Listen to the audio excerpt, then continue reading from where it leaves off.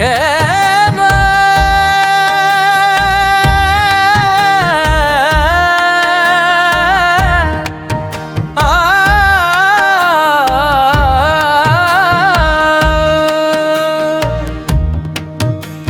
मैं पुछया के दे कंजरी तू है तेरी असल औकात किथे।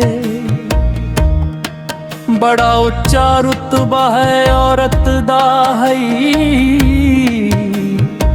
असल तू कंजरी जात किथे। किथे शर्म हया नू मार आई तेरी खुंड गूंगट चो चाहत किथे। काए नचण दा हुनर सिखा छड़ आई हूँ घुंघरू नाल मुलाकात किथे। सुख सर गई ए कोठी खाने विच तेरी हसरत ते जज्बात किथे। तेरे साज विच बाकी सोज नहीं तेरे सुर सरगम नगमात किथे। ते अलद शौक जवानी आई वंज कीती उखरात किथे। वदी बिस्तर बिस्तर विकदी ए कई रात किथे। वदी बिस्तर बिस्तर विकदी ए कई रात किथे। मेरे उन्हों दा जवाब सुनिया मेरे हर सवाल ते चुप हो के रूता तावील सुचेंदी रही। उंदी बड़ी लंबी कहानी आई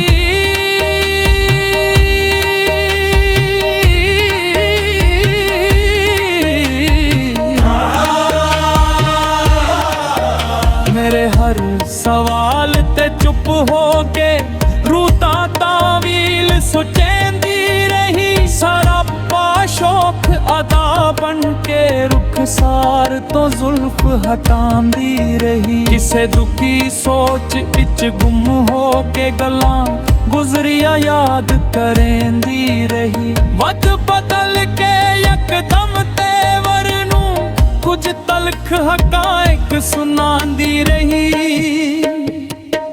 अखी नू उठ के ऐखे बहत में क्यों जिंदगी दी गुजरान न पुछ। गल छेड़ नहीं इज्जत शराफत दी खुदारी दा नुकसान न पुछ।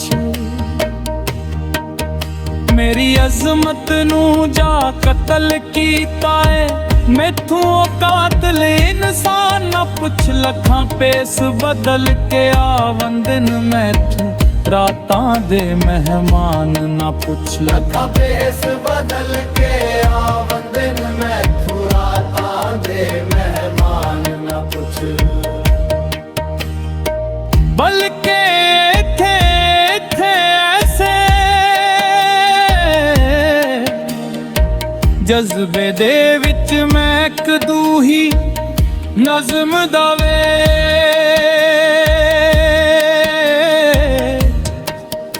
एक बंद पढ़ के मुमथू मुड़ में शुरू करेदा।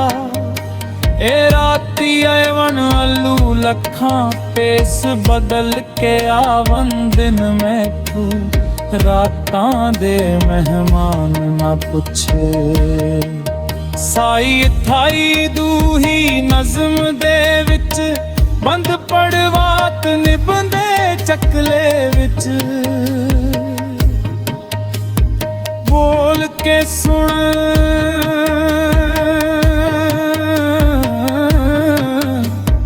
बोल के सुन बेआदल मुनसिफ जजों दे वत रात निबंदे चकले विच। सारे दे दी लईओ रिश्वत नू हर शाम लुकाएंदे चकले। दस्तार सजाएंदे महफिल विच किरदार दिखाएंदे चकले विच। बुढ़े इज्जत आले इस तानू ਖੁਦ ਆਪ ਨਚਾਉਂਦੇ ਨੇ ਚੱਕਲੇ ਵਿੱਚ। ਬੁੱਢੇ ਇੱਜ਼ਤ ਆਲੇ ਰਿਸ਼ਤਾ ਨੂੰ ਖੁਦ ਆਪ ਨਚਾਉਂਦੇ ਨੇ ਚੱਕਲੇ ਵਿੱਚ। ਮੈਨੂੰ ਆਂਦੇ ਨੇ ਕਾਸਮ ਪਾ ਕੇ ਲੈਂਦੀ ਹਰ ਇੱਕ ਸੋਚ ਫਤੂਰੀ ਏ। ਮੈਂ ਬਾਗੀ ਆ ਕਾਫਿਰ ਹਾਂ, ਇਨਕਾਰ ਮੇਰੀ ਮਜਬੂਰੀ ਏ।